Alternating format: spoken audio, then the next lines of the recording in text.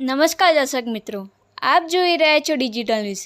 જોઈએ આજના મુખ્ય સમાચાર ફરી એકવાર ડિજિટલ ન્યૂઝ સાથે.